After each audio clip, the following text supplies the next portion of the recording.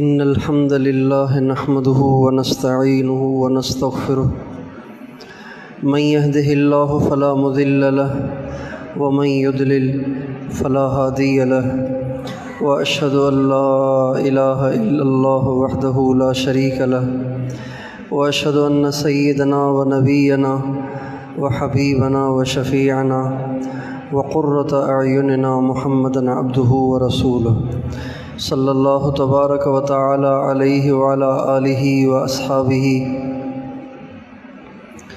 وازواجہ وذریتہ وبارک وسلم تسلیما کثیرا اما بعد فاعوذ باللہ من الشیطان الرجیم بسم اللہ الرحمن الرحیم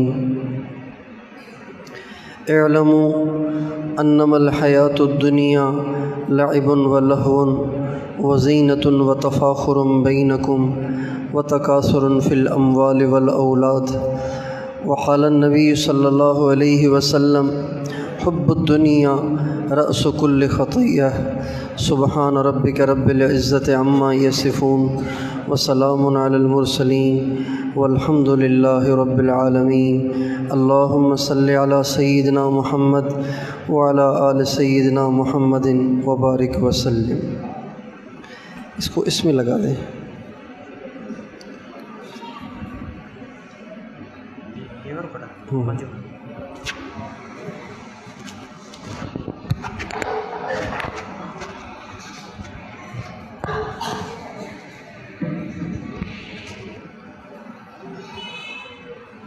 اللہ تعالیٰ نے انسان کی طبیعت ایسی بنائی ہے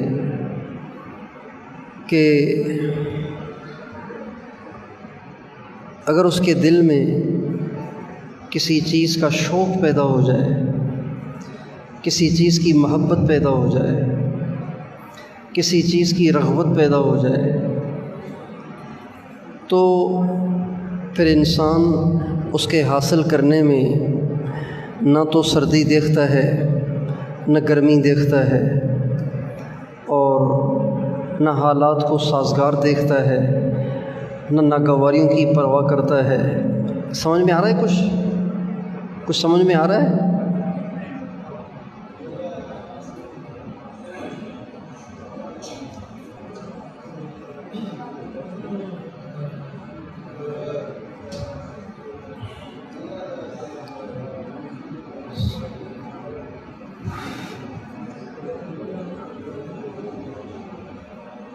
کہا کہ اللہ تعالیٰ نے انسان کی طبیعت ایسی بنائی ہے کہ اگر اس کے دل میں کسی چیز کی رغبت پیدا ہو جائے، کسی چیز کا شوق ہو جائے، کسی چیز سے محبت ہو جائے، کسی چیز کی اہمیت دل میں آ جائے تو انسان پھر اس کو حاصل کرنے کے لیے نہ سردی دیکھتا ہے نہ گرمی دیکھتا ہے، نہ اس کے لیے حالات کے سازگار ہونے کا انتظار کرتا ہے، نہ اس کی ناگواریوں کو برداشت کرنا اس کے لیے مشکل ہوتا ہے، بلکہ ہر مشکل سے وہ نمٹ کر اس چیز کو حاصل کرنے کی کوشش کرتا ہے۔ یہ انسان کی طبیعت ہے۔ جن کے دل میں پیسے کی اہمیت ہے، دنیا کی اہمیت ہے، مال کی اہمیت ہے، آپ دیکھیں گے کہ اتنی شدید گرمی میں بھی وہ آپ کو تپتی دھوپ میں سڑک پہ گھومتے ہوئے، پسینے میں شرابور، کپڑے بھیگے ہوئے، چہرے سے پسینے کے قطرے ٹپک رہے ہوں گے اور وہ لگے ہوئے محنت کر رہے ہیں، کوشش کر رہے ہیں، اس لیے کہ دل میں دنیا کی اہمیت آ گئی ہے۔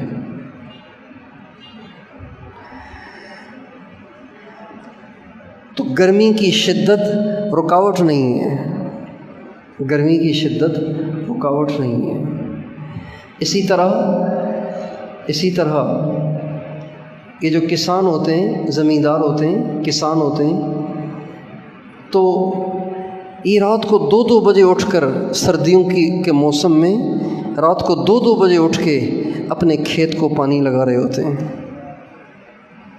2 بجے رات کو سردیوں کے زمانے میں ٹھنڈی راتوں میں ٹھنڈے پانی میں کھڑے ہو کے اپنے کھیت کو پانی لگا رہے ہوتے ہیں، اس لیے کہ ان کو پتہ ہے کہ اگر ہم نے پانی نہ لگایا تو یہ فصل تیار نہیں ہوگی، فصل تیار نہیں ہوگی تو گزارا کہاں سے ہوگا۔ چونکہ دنیا کی اہمیت ہے تو 2 بجے اٹھ کے ٹھنڈے پانی میں کھڑے ہو کر شدید سردی میں ان کے لیے اپنے کھیت کو پانی لگانا آسان ہو گیا ہے، شدید گرمی میں سڑکوں پہ گھومنا ان کے لیے آسان ہو گیا ہے، لیکن جن کے دلوں میں دین کی اہمیت ہے، جن کے دلوں میں دین کی اہمیت ہے، اللہ کی اہمیت ہے، آخرت کی اہمیت ہے، اب ان کو بھی اسی طرح دیکھیں گے کہ نہ وہ گرمی کی پرواہ کرتے ہیں، نہ وہ سردی کی پرواہ کرتے ہیں، نہ وہ صحت اور بیماری کی پرواہ کرتے ہیں۔ آپ کے آس پاس کئی جماعتیں چل رہی ہیں 1 سال کے لیے، 1 سال کے لیے۔ یہ ابھی مٹیاری سے جماعتیں چلی ہیں، ابھی حیدرآباد کے قریب ہیں۔ ابھی ہمارا چند دن پہلے ایک جماعت کے پاس جانا ہوا، 1 سال کے لیے چل رہے ہیں، اور سب کے سب بوڑھے اور سب کے سب پٹھان پشتو، ٹھنڈے علاقوں کے رہنے والے اور بوڑھے کمزور، اتنی شدید گرمی میں جن بستیوں میں چل رہے ہیں ان بستیوں میں بجلی بھی نہیں ہے، ان بستیوں میں برف بھی نہیں ہے، ان بستیوں میں ٹھنڈا پانی بھی نہیں ہے، ان بستیوں میں ان کو روزانہ پینے کو شربت نہیں ملتا، لیکن چل رہے ہیں، بڑی بشاشت کے ساتھ چل رہے ہیں، بڑی بشاشت کے ساتھ چل رہے ہیں، بڑی بشاشت کے ساتھ چل رہے ہیں، اس لیے کہ دین کی اہمیت ہے، اور دین کی اہمیت کی وجہ سے، اللہ کی اہمیت کی وجہ سے، آخرت کی اہمیت کی وجہ سے ان کے لیے گرمی برداشت کرنا اور ناگواریاں برداشت کرنا، تکلیفیں برداشت کرنا آسان ہو گیا ہے۔ یہی حضرات صحابہ کرام کا حال تھا، اور حضور اکرم صلی اللہ علیہ وسلم نے 23 برس اپنے صحابہ پہ محنت کی، اور اس محنت میں جو عنوان تھا وہ عنوان ایک یہ بھی تھا کہ دنیا اہم نہیں ہے، آخرت اہم ہے، مخلوق اہم نہیں ہے، اللہ اہم ہے، دنیا اہم نہیں ہے، دین اہم ہے۔ یہ ہمارے نبی کی محنت کا عنوان تھا۔ چنانچہ آپ علیہ الصلوۃ والسلام کی 23 برس کی یہ محنت ایسا رنگ لائی کہ حضرات صحابہ کرام کے واقعات کو پڑھ کر اور سن کر انسان دنگ رہ جاتا ہے کہ ہمارے جیسے لوگ تھے، لیکن ان کے دلوں میں دنیا کے لیے کوئی جگہ نہیں تھی، ان کے سامنے پیسوں کے ڈھیر پڑے ہوتے تھے، ان کو پرواہ بھی نہیں ہوتی تھی۔ حضرت عمر رضی اللہ تعالیٰ عنہ کے زمانے میں فتوحات بہت زیادہ ہوئیں، کیسر بھی فتح ہوا اور کسریٰ بھی فتح ہوا، روم فارس دونوں دنیا کی بڑی بڑی طاقتیں یہ فتح ہوئیں، اور ان کے خزانے مدینے میں لائے گئے اور ڈھیر لگ گئے، سونے چاندی کے مدینے میں ڈھیر لگ گئے۔ ایک وہ زمانہ تھا کہ جب اسی مدینے میں وجہ کائنات خاتم الانبیاء حضرت محمد الرسول اللہ صلی اللہ علیہ وسلم 3 دن تک کچھ کھا نہیں پاتے تھے، کچھ پی نہیں پاتے تھے، اور آپ کا حال یہ ہوتا تھا کہ آپ سے نماز کے لیے کھڑا نہیں ہوا جاتا تھا، آپ سے چلا نہیں جاتا تھا، آپ کو چکر آتے تھے، یہ آپ کی کیفیت ہوا کرتی تھی۔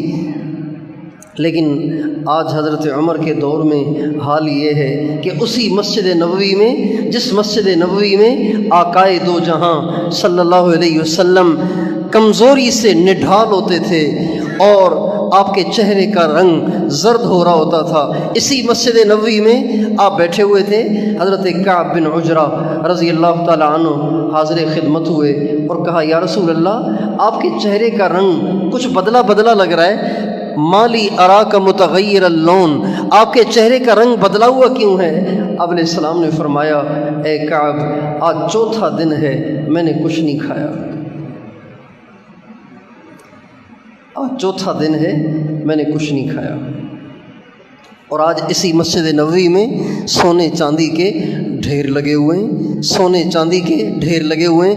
حضرت عمر کھڑے ہوئے ہیں کہ ایک شخص آئے، چہرے پہ ان کے نقاب تھا، چہرے پہ ان کا چہرہ ڈھکا ہوا تھا، اور ایک بھاری بھرکم ہیرے جواہرات سے جڑا ہوا تاج وہ لایا اور آ کے ڈھیر پہ ڈال دیا، اور ڈھیر پہ ڈال کے وہاں سے واپس جانے لگے۔ تو حضرت عمر رضی اللہ تعالیٰ عنہ نے جاتے جاتے ان کو پکارا اور فرمایا بتاتے تو جاؤ کہ کون ہو بھائی، بتاتے تو جاؤ کہ کون ہو تم۔ چونکہ حضرت عمر بھی دیکھ کے دنگ رہ گئے، حیران رہ گئے کہ اتنی قیمتی چیز کس کے پاس تھی؟ اگر وہ چھپا لیتا تو چھپا سکتا تھا، اس کے باوجود بھی اس نے آ کے ایسے ہی آ کے لاپرواہی کے ساتھ ایسے ڈھیر پہ ڈال دی جیسے کوئی معمولی سی چیز ہو، اور پھر اس کو ڈھیر پہ ڈال کے اپنا کارنامہ بھی نہیں جتایا کہ دیکھیے حضرت میں اگر چھپانا چاہتا تو چھپا بھی سکتا تھا، لیکن میں لایا ہوں اللہ کی رضا کی خاطر، جتایا بھی نہیں اور منہ موڑ کے جانے لگے۔ حضرت عمر نے کہا ارے میاں بتاتے تو جاؤ کہ کون ہو؟ تو وہ کہنے لگے عمر جس کے لیے لایا ہوں وہ مجھے خوب جانتا ہے۔ اللہ کے نبی کے صحابہ کے دلوں میں دنیا کی محبت کا شائبہ بھی نہیں تھا، وہ دنیا نہیں چاہتے تھے، وہ اللہ کو چاہتے تھے، آخرت کو چاہتے تھے، دین کو چاہتے تھے۔ ان کے دلوں میں اللہ کی محبت ایسی رچ بس گئی تھی، آخرت کا شوق ایسا رچ بس گیا تھا۔ دیکھیں نا، آپ نے سینکڑوں دفعہ یہ واقعہ سنا ہوگا، کیا کہہ رہے ہیں؟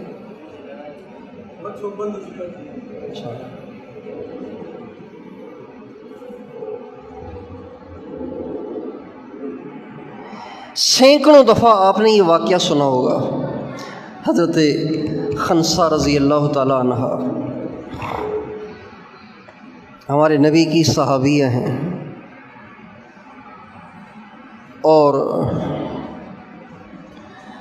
قادسیہ کی جنگ تھی، قادسیہ کی جنگ تھی، اور فارس کے ساتھ جو جنگیں ہوئیں ان میں سب سے اہم جو جنگ ہوئی وہ قادسیہ کی ہوئی، فیصلہ کن جنگ۔ امیر حضرت سعد بن ابی وقاص تھے۔ دیکھیں نا یہ پریشان کر رہا ہے۔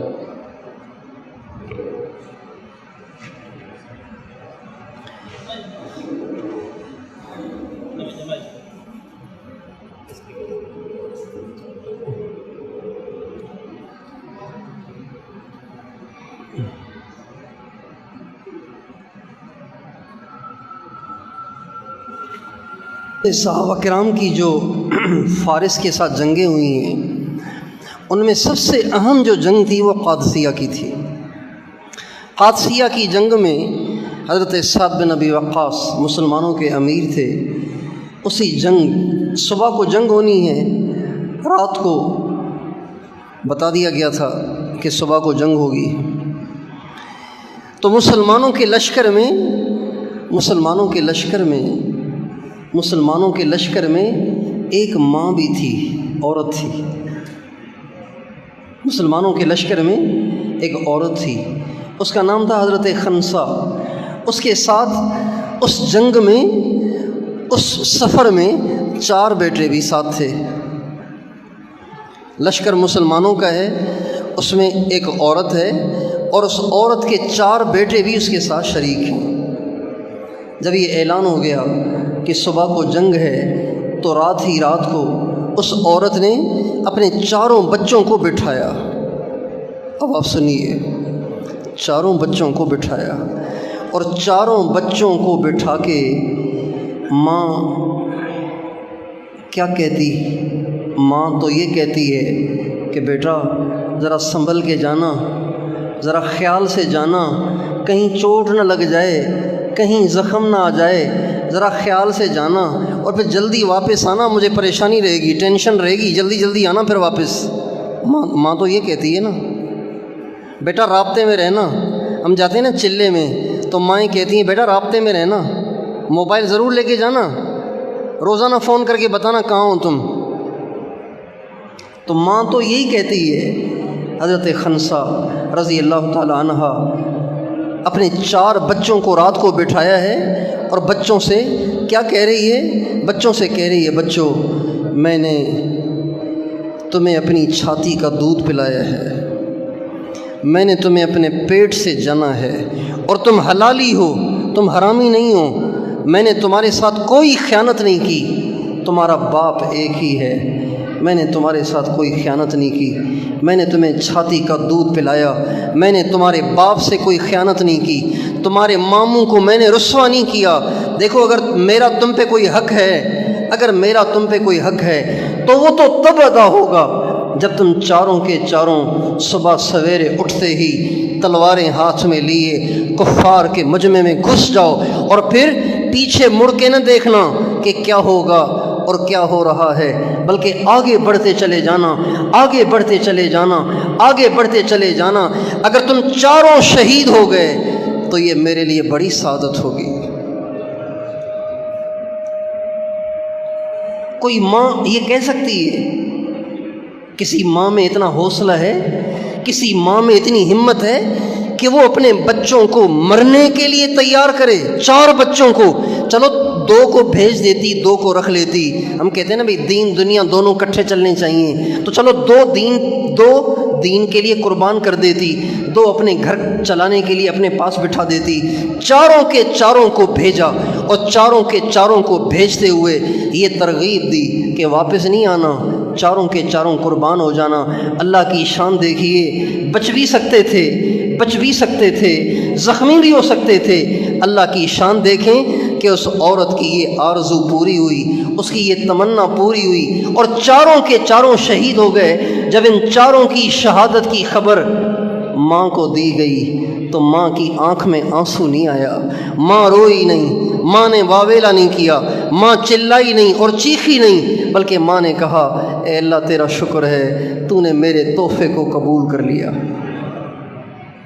یہ رغبت ہے، یہ شوق ہے۔ شوق انسان سے اتنے بڑے بڑے کام بھی کروا دیتا ہے۔ میرے دوستو، آج ہم بھی مسلمان ہیں، لیکن ہم مسلمانوں کے لیے آج نماز پڑھنا ایک مشکل کام بنا ہوا ہے، اور اپنی نگاہ کو حرام سے بچانا ایک مشکل کام بنا ہوا ہے۔ ہزاروں دیندار طبقہ ہیں جو لوگ اس بات سے عاجز آئے ہوئے ہیں کہ یار نظروں کی حفاظت ہی نہیں ہوتی، نظر کی حفاظت ہی نہیں ہوتی، چاہے وہ دیندار ہوں، چاہے وہ دنیا دار ہوں، چاہے وہ جوان ہوں، چاہے وہ بوڑھے ہوں، چاہے ان کے چہرے پہ داڑھی ہو، چاہے ان کے چہرے بغیر داڑھی کے ہوں، ہر ایک کو یہ کہتے ہوئے سنا جاتا ہے کہ جی نظروں کی حفاظت نہیں ہوتی۔ کوئی ایسا ورد بتائیں کہ نظروں کی حفاظت ہو جائے۔ آج کا مسلمان اپنی نظروں سے عاجز ہوا ہے، آج کا مسلمان اپنی نظروں کے سامنے ہتھیار ڈالے ہوئے نفس اور شیطان کے سامنے وہ بے بس اور لاچار نظر آتا ہے۔ اور ایک طرف وہ صحابہ ہیں، وہ صحابیات ہیں جنہوں نے اللہ کی محبت میں، آخرت کے شوق میں، جنت کے شوق میں اتنی بڑی بڑی قربانیاں دے دیں۔ تو یہ ہم سے کیوں نہیں ہوتا؟ اس لیے نہیں ہوتا کہ آج ہمارے دلوں میں دنیا آ گئی ہے۔ ہمارے نبی کا ارشاد ہے، ہر برائی کی جڑ، ہر برائی کی اصل وجہ، ہر برائی کا اصل سبب وہ دنیا سے محبت ہے۔ انسان جتنے بھی گناہ کرتا ہے، جتنے بھی گناہ کرتا ہے، ان سارے گناہوں کی اصل وجہ یہ ہوتی ہے کہ اس کے دل میں دنیا کی محبت ہوتی ہے۔ اور یہ دنیا کی محبت کیسے نکلتی ہے؟ کیسے نکلتی ہے؟ ہمارے نبی نے اس کا علاج بتایا ہے۔ آپ علیہ السلام سے صحابہ نے پوچھا کہ یا رسول اللہ، دل کی صفائی کیسے ہوتی ہے؟ دل میں اگر دنیا کی محبت آ جائے، دل اگر گندا ہو جائے، دل کو اگر زنگ لگ جائے تو اس کی صفائی کی کوئی صورت ہے؟ آپ علیہ السلام نے فرمایا بالکل ہے۔ اس کی صفائی کی صورت یہ ہے کہ موت کو کثرت سے یاد کیا جائے، موت کو کثرت سے یاد کیا جائے۔ مرنا ہے، مرنا ہے، ایک دن قبر میں جانا ہے، ایک دن اللہ کے سامنے پیشی ہے۔ ہم جتنے بیٹھے ہوئے ہیں ہم میں سے ہر ایک نے ایک دن قبر میں جانا ہے، ہم میں سے کوئی بچ نہیں سکتا۔ اور قبر میں جانے کے لیے بوڑھا ہو جانا، بیمار ہو جانا، لاچار ہو جانا ضروری نہیں ہے۔ کھڑے کھڑے، چلتے چلتے، دوڑتے دوڑتے، ہنستے ہنستے لوگ بھی قبروں میں چلے گئے۔ جوان بچے چلے گئے، جوان بچیاں چلی گئیں۔ موت کو یاد کرنا، موت کے تصور میں رہنا، موت کی یاد میں رہنا، موت کے خیال میں رہنا، موت کو یاد رکھنا، یہ دل کی صفائی کا بہت بڑا ذریعہ ہے۔ یہ دل سے دنیا کی محبت کے نکلنے کا بہت بڑا ذریعہ ہے۔ اب دیکھیں کہ جب انسان کو کوئی بڑی بیماری لاحق ہو جائے نا، بڑی بیماری لاحق ہو جائے، جیسے پچھلے دنوں ایک بیماری گزری ہے کرونا۔ تو جب کرونا آیا تو لوگوں کے ہوش اڑ گئے تھے، نہ کپڑوں کی فکر، نہ جان کی فکر، نہ گھر کی فکر، نہ دکان کی فکر، ہر ایک کو اپنی جان کی پڑی ہوئی تھی، ہر ایک کو اپنی جان کی پڑی ہوئی تھی۔ اس لیے کہ ان کو یہ نظر آ رہا تھا کہ کرونا اور موت یہ دونوں آپس میں بھائی بھائی ہیں، ادھر کرونا آیا ادھر موت، ادھر کرونا ادھر موت نظر آ رہا تھا۔ اس لیے ہر ایک سہما ہوا، ہر ایک پریشان، ہر ایک کے ہوش اڑے ہوئے نظر آ رہے تھے۔ لیکن جو ہی کرونا چلا گیا، موت کا استحضار ختم ہو گیا، تو پھر ویسے کے ویسے ہو گئے۔ جن دنوں کرونا چل رہا تھا لوگوں کو کتنا اللہ یاد تھا؟ بھئی اللہ یاد تھا کہ نہیں تھا؟ نمازوں کی پابندی تھی کہ نہیں تھی؟ قرآن پڑھ رہے تھے کہ نہیں پڑھ رہے تھے؟ جو وظیفہ انٹرنیٹ پہ وائرل ہوتا وہ وظیفہ پڑھ رہے تھے کہ نہیں پڑھ رہے تھے؟ اس لیے کہ موت سامنے نظر آ رہی تھی۔ لیکن جو ہی موت نگاہوں سے اوجھل ہو گئی تو پھر ویسے کے ویسے ہو گئے۔ تو دل کی صفائی اور دل سے دنیا کی محبت کے نکلنے کا ایک بہت بڑا ذریعہ وہ موت کو یاد کرنا۔ انسان سمجھتا ہے کہ موت اوروں کے لیے ہے، چونکہ اعلان تو روزانہ ہوتا ہے نا، روزانہ اعلان ہوتا ہے فلاں مر گیا، فلاں مر گیا، فلاں مر گیا، اس کا جنازہ اتنے بجے ہوگا، تو جنازہ بھی پڑھتے ہیں، لیکن دل یہ نہیں مانتا کہ کبھی تیرا بھی جنازہ پڑھا جائے گا۔ یہ دل مانتا نہیں ہے، دل کہتا ہے کہ بس اسی کا پڑھنا ہے جنازہ۔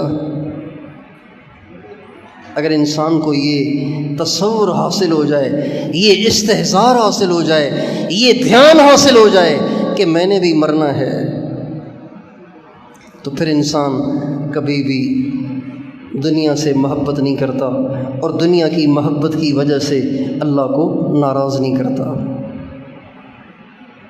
تو ہمارے نبی نے ایک علاج تو یہ بتایا، دل سے دنیا کی محبت کے نکالنے کا ایک ذریعہ موت کو یاد کرنا، اس کو کہتے ہیں موت کا مراقبہ، موت کو یاد کرنا۔ اور دوسرا سبب دل سے دنیا کی محبت کے نکالنے کا وہ ہے اللہ کو کثرت سے یاد کرنا۔ یہ بھی ہمارے نبی نے بتایا، اللہ کو کثرت سے یاد کرنا، اللہ کا ذکر کرنا، اللہ کو یاد کرنا، اللہ کے تذکرے کرنا، اللہ کی باتیں کرنا، جہاں بیٹھے اللہ کی باتیں، جہاں بیٹھے اللہ کے تذکرے، تنہائی میں ہو تب بھی اللہ کی یاد، مجمع میں ہو تب بھی اللہ کی یاد، گھر میں ہو تب بھی اللہ کی یاد، باہر ہو تب بھی اللہ کی یاد، ہر وقت اللہ کی یاد۔ یہ دو کام۔ اور تیسرا کام جس سے دل کی صفائی ہوتی ہے اور دل سے دنیا کی محبت نکلتی ہے، وہ ہے کثرت سے اللہ کا کلام پڑھنا، قرآن پڑھنا۔ یہ تین چیزیں ایسی ہیں اگر کوئی انسان اس کو اختیار کر لے، اس کی پابندی کر لے، اللہ تعالیٰ اس کے دل کو دنیا کی محبت سے صاف کر لیتا ہے۔ اور جب دل دنیا کی محبت سے پاک صاف ہو جائے تو پھر اس کے لیے دین پہ چلنا، اللہ کی ماننا، گناہوں سے بچنا، برائی چھوڑنا، یہ کوئی مسئلہ ہی نہیں ہے، یہ کوئی مسئلہ نہیں ہے۔ دیکھیں، کبھی اس رخ سے ہمیں سوچنا چاہیے کبھی ہمیں اس رخ سے بھی سوچنا چاہیے کہ اگر آج ہم دین پہ چلیں تو ہمارے لیے کوئی رکاوٹ ہے؟ کوئی رکاوٹ ہے؟ کوئی رکاوٹ نہیں ہے۔ جو آدمی 5 وقت کی نماز پڑھے گا، کیا اس کے گلے میں رسی ڈال کے اس کو بازاروں میں گھمایا جائے گا؟ بتائیے۔ جو آج 5 وقت کی نماز پڑھے گا اس کے ساتھ کیا ہوگا؟ کچھ بھی نہیں ہوگا۔ دعائیں قبول ہوں گی، برکتیں آئیں گی، سکون ملے گا۔ اور اگر کوئی آج کا نوجوان چہرے پہ داڑھی رکھ لے تو کیا اس کو انگاروں پہ لٹایا جائے گا؟ یعنی اس کو انگاروں پہ لٹایا جائے گا؟ کیا اگر کوئی آج کا نوجوان انٹرنیٹ پر برائیاں دیکھنا چھوڑ دے تو کیا اسے تپتی ہوئی ریت پہ لٹایا جائے گا؟ کیا اگر کوئی آج کی عورت پردہ اوڑھ لے، پردہ کر لے، شرعی پردہ اختیار کر لے تو کیا اسے حضرت ذنیرہ کی طرح سے چیر دیا جائے گا؟ حضرت ذنیرہ کو قریش مکہ نے چیر دیا تھا، 2 ٹکڑے کر دیے تھے ان کے۔ اگر آج کی کوئی عورت اگر باپرد ہو جائے، حیادار ہو جائے، پرہیزگار ہو جائے تو کیا اسے حضرت ذنیرہ کی طرح سے چیر دیا جائے گا؟ اگر آج کوئی گھرانہ حرام سے اپنے گھر کو پاک کر لے، برائیاں چھوڑ دے، اپنے گھر کو اپنے نبی کی سنتوں سے مزین کر لے تو کیا اس فیملی کو ان حالات کا سامنا ہوگا جن حالات کا سامنا حضرت عمار، حضرت یاسر، حضرت سمیہ کی فیملی کو کرنا پڑا؟ حضرت عمار والد ہیں، حضرت یاسر، حضرت سمیہ یہ والد اور والدہ ہیں، اور ان کا بیٹا حضرت عمار، ان تینوں کو مکے کی دھوپ میں کھڑا کر دیا جاتا تھا، لوہے کی زرہ پہنا کے، اور پٹائی ہوتی تھی۔ اسی طرح ماریں کھاتے کھاتے حضرت یاسر شہید ہو گئے۔ حضرت سمیہ رضی اللہ تعالی عنہا کے پیٹ میں ابو جہل نے برچھا مارا، بڑھاپا تھا، بڑھاپے میں برچھا لگا تو برداشت نہ کر سکیں اور انتقال ہو گیا، شہید ہو گئیں۔ اگر آج کی کوئی فیملی، اگر آج کا کوئی گھرانہ اپنے گھر کو ساری نافرمانیوں سے پاک کر دے، سارے گناہوں سے اپنے گھر کو پاک کر دے، کیا ان کے ساتھ وہ ہوگا جو حضرت یاسر کے گھر کے ساتھ ہوا، حضرت عمار، حضرت سمیہ کے ساتھ ہوا؟ کتنا دین پہ چلنا اللہ نے ہمارے لیے آسان کر دیا ہے، اور پھر بھی اگر ہم دین پہ نہ چلیں تو بتائیے ہم اللہ کے بھی مجرم ہوئے، اللہ کے نبی کے بھی مجرم ہوئے، اور اہل بیت اور صحابہ کے بھی مجرم ہوئے کہ ان کے واقعات کو پڑھ کر، سن کر، اور ان کی استقامت کو جان کر، ان کی استقامت کو پڑھ کر، سن کر، ہم نے پھر بھی چھوٹی چھوٹی باتوں کی وجہ سے، صرف خواہشات کی وجہ سے دین کو چھوڑے رکھا۔ اس لیے میرے بھائیوں، میں اور آپ پچھلی زندگی پہ توبہ طائب ہو جائیں اور آگے دین پر چلنے کی نیت کریں، اللہ کی نافرمانی کو چھوڑنے کی نیت کریں۔ کرتے ہیں نیت؟ خود بھی اس زندگی پہ آئیں اور اوروں کو بھی اس کی دعوت دیں، اوروں کو بھی یہ بات سمجھائیں، اوروں کو بھی اس پہ لانے کی کوشش کریں۔ آپ کے علاقے میں بڑا اچھا کام تھا، میں تو بہت عرصے کے بعد آیا ہوں یہاں پہ، میرا خیال ہے کوئی 15 سال پہلے شاید آیا ہوں گا، 12-15 سال پہلے یہاں آنا ہوا تھا۔ بڑا اچھا ماحول تھا، 2-3 نوجوان یہاں لگے تھے تبلیغ میں، 2003-4 کی بات ہے، 2-3 نوجوان لگے تھے، ایک یہ بیٹھا ہوا ہے اور 2-3 ان کے ساتھ اور تھے، یہ نظر آتے تھے۔ اللہ تعالیٰ نے اس کے بعد یہاں کام بڑھایا، بہت سارے داڑھیوں والے یہاں نظر آ رہے ہیں، لیکن میں نے سنا ہے کہ یہاں دین کا کام کمزور ہو گیا ہے، ٹھیک نہیں ہے، یہ ٹھیک نہیں ہے۔ اچھا، اس وقت جب ہم آئے تھے تو یہ پوری پٹی کچے گھروں کی تھی، اب ماشاءاللہ پکے گھر بنے ہوئے ہیں، پکے گھر بنے ہوئے ہیں، اچھے خاصے گھر بنے ہوئے ہیں۔ مکان پکے بن گئے اور دین کچا ہو گیا، مکان مضبوط ہو گئے، دین کمزور ہو گیا۔ تو مزہ تو تب ہے جب یہ مسجد فجر کی نماز میں بھی وضو خانے تک بھری پڑی ہو، اور آپ کے علاقے میں کوئی بے نمازی نہ ہو، کوئی بے نمازی نہ ہو، کوئی بے نمازی نہ ہو، کوئی عورت بے پرد نہ ہو، کوئی نوجوان انٹرنیٹ کا استعمال غلط نہ کرتا ہو، کوئی اللہ کی نافرمانی نہ ہو۔ جو بستیاں، جو علاقے، جو محلے، جو شہر، جو ملک، جو قومیں اللہ کو ناراض کرتی ہیں، اللہ ان کو تہس نہس کر کے رکھ دیتا ہے، اللہ ان کی نسلوں کو برباد کر دیتا ہے، اللہ ان پہ پریشانیاں بھیج دیتا ہے اور ان کا جینا دشوار کر دیتا ہے۔ آج یہی ہے کہ ہر طرف آپ دیکھیں بے چینی ہی بے چینی ہے، بے چینی ہے، کوئی اپنی زندگی سے خوش نہیں ہے۔ آپ کو کوئی ملا ایسا جو اپنی زندگی سے بڑا خوش ہے، مزے ہیں اس کے؟ کوئی نہیں ملے گا آپ کو ایسا، ڈھونڈنے سے بھی نہیں ملے گا۔ ہر طرف بے چینی کا ایک عالم ہے، بے چینی کی ایک فضا ہے، بے سکونی کی ایک فضا ہے، ہر ایک پریشان ہے، ہر ایک پریشان ہے۔ اور پریشانی کی وجہ یہ ہے کہ ہمارا معاشرہ اللہ کی نافرمانی سے ناپاک ہوا پڑا ہے۔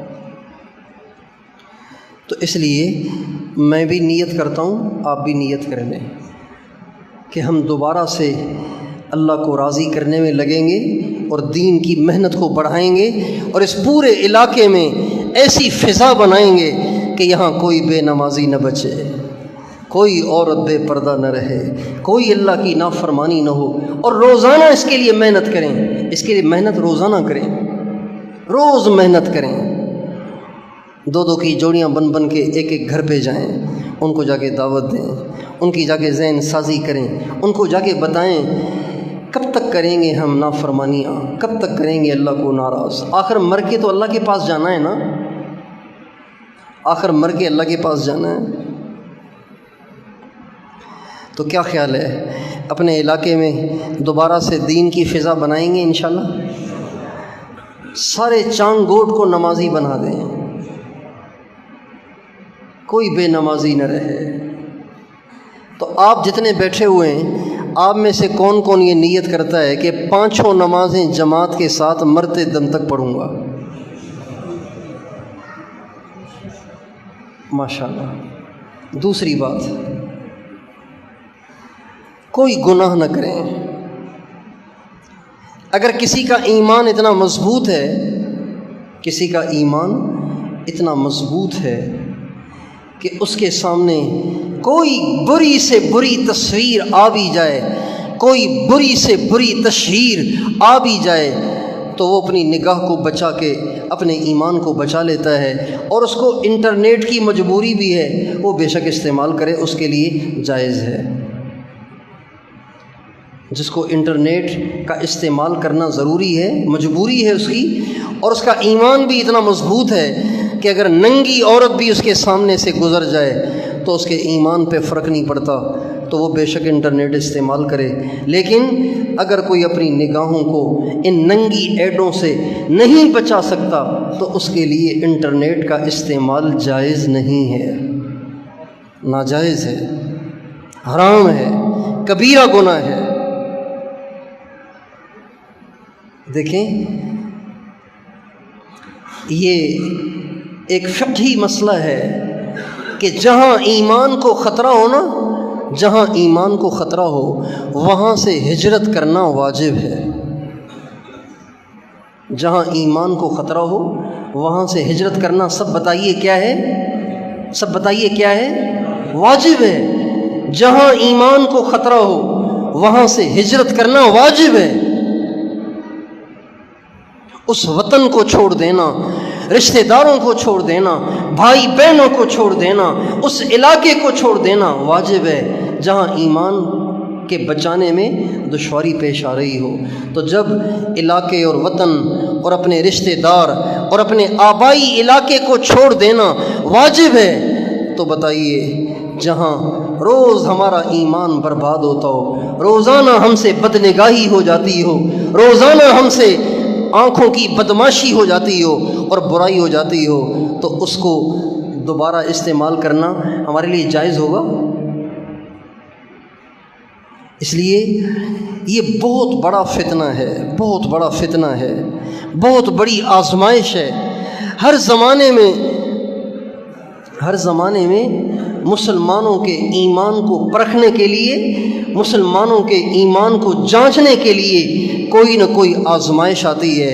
جیسے بنی اسرائیل کے ایمان کو پرکھنے کے لیے ایک فتنہ آیا تھا، اس کو کہتے ہیں بچھڑے کا فتنہ، بچھڑے کا فتنہ۔ اور وہ فتنہ ایسا تھا کہ موسیٰ علیہ السلام کی جو بنی اسرائیل قوم تھی، ان میں سے اکثریت مرتد ہو گئی تھی، کافر ہو گئی تھی، اکثریت کافر ہو گئی تھی۔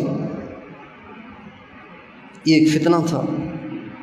ہمارے زمانے کا بچھڑا، ہمارے زمانے کا وہ بچھڑا جس سے ایمان برباد ہو رہا ہے، تقوی برباد ہو رہا ہے، حیا برباد ہو رہا ہے، دین برباد ہو رہا ہے، وہ موبائل ہے اور انٹرنیٹ ہے۔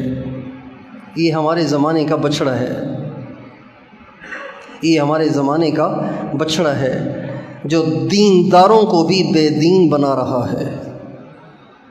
ہمیں اس سے بچنا ہے، خود بھی بچنا ہے، اپنی عورتوں کو بچانا ہے، اپنے بچوں کو بچانا ہے، اپنے نوجوانوں کو بچانا ہے۔ آپ دیکھیں نا، گھر میں اگر 10 آدمی ہیں تو 10 کے پاس سمارٹ فون ہے، بڑا موبائل ہے، 10 کے پاس۔ عجیب بات ہے یہ۔ نوجوان بچیوں کو بھی بڑے بڑے موبائل لے کے دیے ہوئے ہیں۔ بھائی آپ کی نوجوان بچی کے کوئی آن لائن بزنس چل رہے ہیں، کیا مسئلہ ہے؟ آپ کی بیٹی کو آن لائن بزنس کر رہی ہے کہ آپ نے اس کو موبائل لے کے دیا ہوا ہے، بس ایسے ہی شوق میں دیا ہوا ہے، بس بچی کا اصرار تھا اس لیے لے کے دے دیا ہے۔ اب وہ کیا دیکھتی ہے، کیا سنتی ہے، آپ تو نہیں جانتے۔ آپ کا بیٹا کیا دیکھ رہا ہے، آپ کا بیٹا کیا سن رہا ہے، آپ تو نہیں جانتے۔ اس لیے بھائیوں، ہم اور آپ نیت کریں، اس برائی سے اپنے آپ کو بچانا ہے، اس برائی سے اپنے آپ کو بچانا ہے۔ یار موبائل کے بغیر بھی زندگی گزارنا سیکھ لیں، کوئی موبائل ہمیشہ تھوڑی رہے گا۔ یہاں تو موبائل چل رہا ہے، قبر میں تو نہیں چلے گا، تو کیسے دل لگے گا وہاں؟ آخر رہنا تو ہے نا قبر میں۔ یا وہاں پہ بھی کوئی نیٹ ورک چل رہا ہے، یہاں تو زونگ، جیز، یو، ٹیلنور، وہاں پہ کون سا چل رہا ہے؟ وہاں پہ کوئی نہیں چل رہا۔ اس لیے موبائل کے بغیر بھی جینا سیکھیں۔ 2003 سے پہلے دنیا موبائل کے بغیر جیتی تھی، اور اب موبائل کے بغیر جینا مشکل ہو گیا ہے۔ اب یہ جو حالات خراب ہوئے، پنجاب میں حالات خراب ہوئے تو حکومت نے انٹرنیٹ بند کر دیا تھا، تو ایک ساتھی کہنے لگے پتہ نہیں کیا ہو گیا، ایسے لگ رہا ہے جیسے جنگل میں رہ رہے ہیں، پتہ ہی نہیں کون کہاں ہے۔ انٹرنیٹ بند ہو گیا، لوگوں کا سانس ہی بند ہو رہا تھا۔ 3 دن انٹرنیٹ بند رہا، ایسے لگ رہا تھا جیسے سانس گھٹ رہا ہے۔ بڑا مکار ہے کافر، ہمارا دشمن بڑا مکار ہے، بہت اچھے طریقے سے پھنسایا اس نے ہمیں۔ اس کو پتہ تھا کہ ہیروئن ہر کوئی کھائے گا نہیں، چرس ہر کوئی پیے گا نہیں، افیم ہر کوئی کھائے گا نہیں، تو اس نے ایسی چیز بنا دی ہے کہ کیا بوڑھے، کیا بچے، کیا مرد، کیا عورتیں، کیا دیندار، کیا دنیا دار، سارے ہی گرفتار ہو گئے، کوئی بچا ہوا نہیں اس سے، میں ہی نہیں بچا ہوا اس سے۔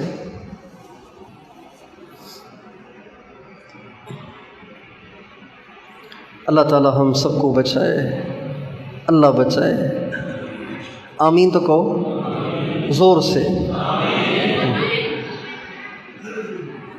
اس کی بات تو چلانا شروع کریں نا اپنے گھروں میں، موبائل کے بغیر جینا سیکھنا ہے، یہ بات چلائیں کہ بھئی موبائل کے بغیر جینا سیکھیں ہم۔ یہ آکسیجن نہیں ہے کہ اس کے بغیر مر جائیں گے۔ اور دیکھیں ایک قاعدے کی بات ہے، جتنا ہم مخلوق کے ساتھ اٹیچ ہوں گے اتنا خالق سے ہم کٹ آف ہو جائیں گے۔ جتنا مخلوق سے جڑیں گے اتنا خالق سے دور ہو جائیں گے، جتنے مخلوق سے رابطے بڑھیں گے اتنا خالق کا رابطہ کمزور ہو جائے گا۔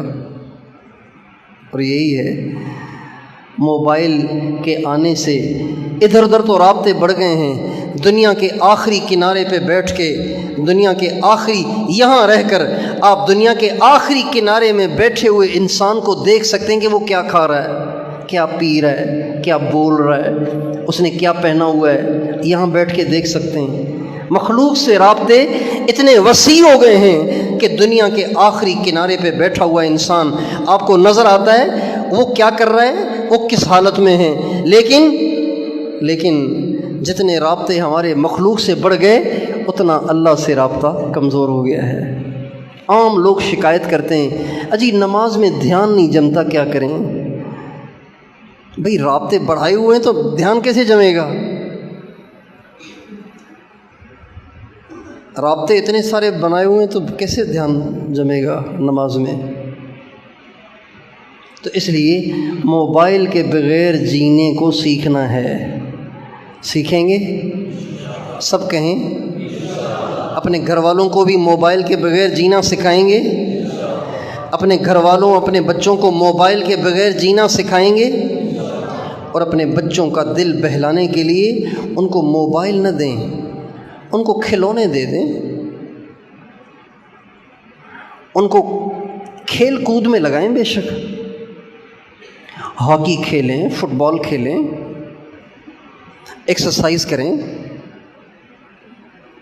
دوڑ لگائیں، گھوڑ سواری کریں، نشانہ بنائیں، غلیل سے نشانہ بنا سکتے ہیں۔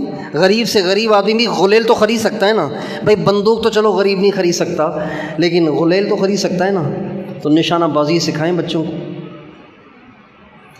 ان چیزوں میں اپنے بچوں کا دل بہلائیں، موبائل میں دل نہ بہلائیں، کارٹون میں دل نہ بہلائیں، ویڈیو گیم میں دل نہ بہلائیں۔ ہمارے بچے کارٹون دیکھ دیکھ کے خود بھی کارٹون ہو گئے ہیں۔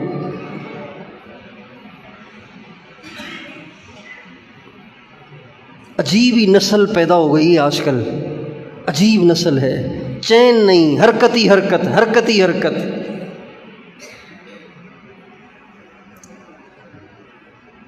اور یہ سب موبائل کے اثرات ہیں۔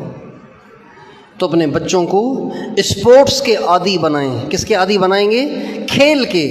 بچوں کا دل بہلائیں کھیل کے ذریعے، ویڈیو گیم کے ذریعے سے نہیں، کارٹون کے ذریعے سے نہیں، موبائل دکھائیں ہی نہیں بچوں کو۔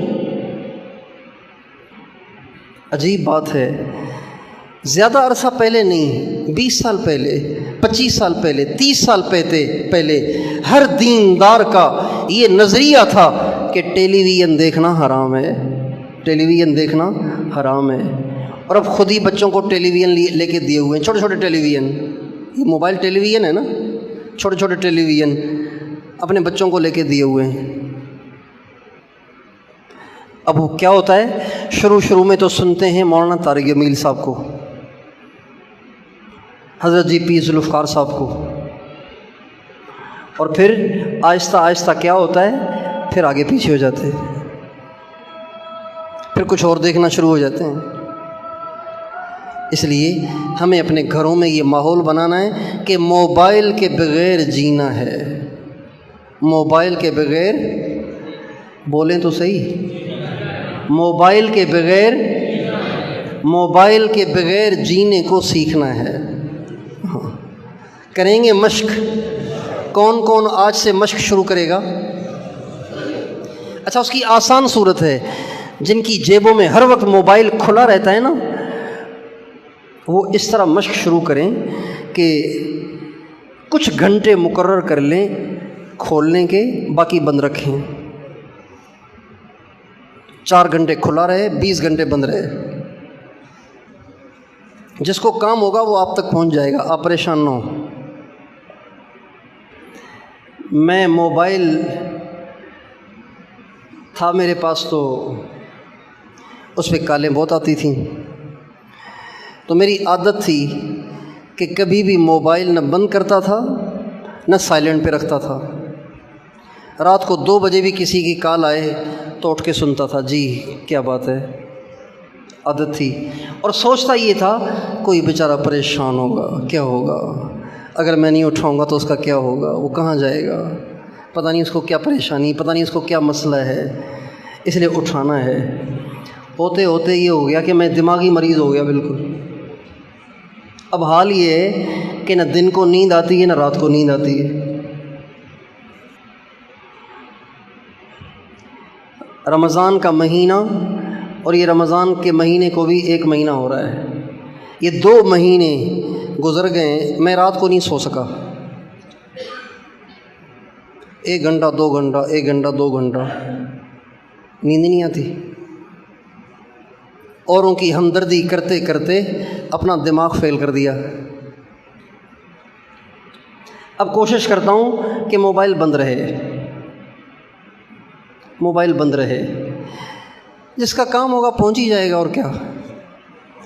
اور میں کو خدا تھوڑی ہوں، خدا تو شہرک سے زیادہ قریب ہے۔